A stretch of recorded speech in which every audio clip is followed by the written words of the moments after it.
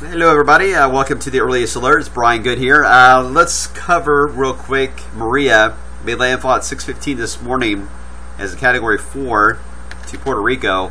The eye itself, the southeast corner of it, and you can't really see the eye anymore now that it's very close to San Juan.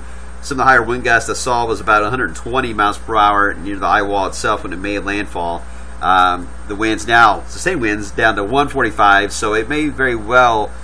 It should hold Category 4, but it may also briefly get into high end 3 before getting back over the open water again. Because it is a mountainous area, that part of Puerto Rico is, and it is going to tear it up just a tiny bit on that eye, which it already is doing. Forecast still for it to go to a 4 north of Dominican Republic, off the eastern seaboard. After that, as we head into this weekend, early next week, then we have to see, really, this is the path zero, the eye of it, so we know that it's going to be about this size in general. So if it's more to the left, there's potential that some of the outer bands could affect portions of North Carolina or even the mid-Atlantic states. We'll see how that plays out. Either way, they're going to have high surf, rip currents, beach erosion, that kind of stuff. Look at Jose, by the way. It's kind of, you can see through the image here. Jose is just hanging out. Does not want to give up. That system is just crazy. 15 days now it has been on the map. All right, here locally, we've had fog around this morning. It got widespread for a few moments, and then it just kind of eased back a bit. We had a little bit of wind in spots, and I think it was just enough to keep it from being a widespread issue. So they issued the dense fog advisory, then backed off of it and canceled it, and that's where we stand now. You can see where it is in a little bit of the valleys right now, but we're in for a partly sunny, and it's going to be quite a warm day.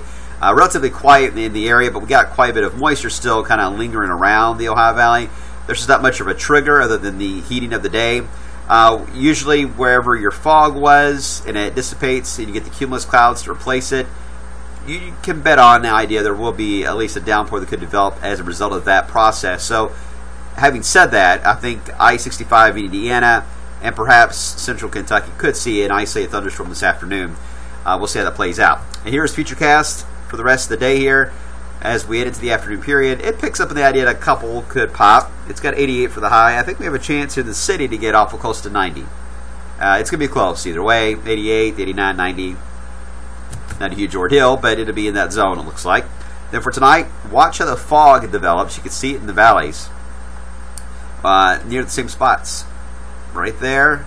And looks like not far from the Kentucky River itself and across Indiana. So the river valleys and valleys in general will have some more fog again tonight. Then tomorrow, back in the upper 80s. A few more thunderstorms, perhaps, to keep an eye on tomorrow afternoon. Not a huge deal there either. About 20% for a downpour, maybe even 10% before it's all said and done. Those fade away, and then once again, we get more of the valley and river fog that develops for Friday morning. You see the process here. It's the same thing over and over. It's like Groundhog Day. Fog at night, early morning, coming partly sunny. 85 to 90, slight chance for a downpour. Same process will continue even into Friday. The weekend does feature a bit more of a drier scenario, so the rain chance is not high enough to even put in the forecast for the weekend, but the temperature profile, that will stay the same. And it's pretty obvious that we're in for a flip here. This is the PNA, Pacific North American teleconnection. Looking at the black line, you go into a negative zone, you're going to have typically a warmer pattern for us. That's what we got.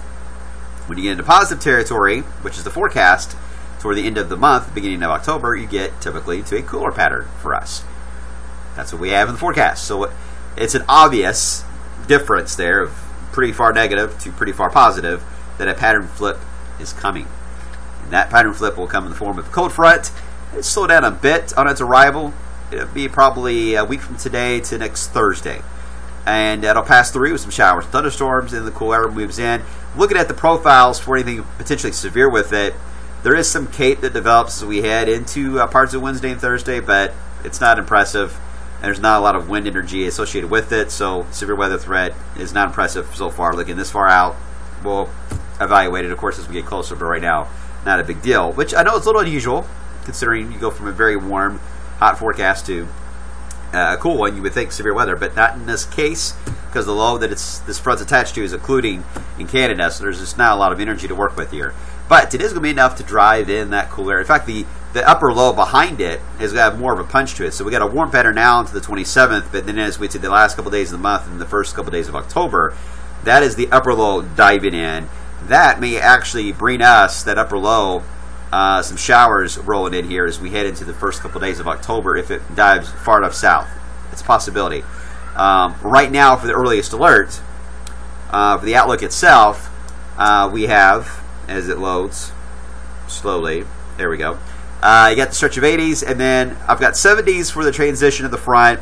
And right now, I'll keep October 1st and 2nd dry in the 60s, but don't be surprised that tomorrow, when we do this video, that it's cloudy and a few showers. If that's the case, some of you may not get out of the 50s.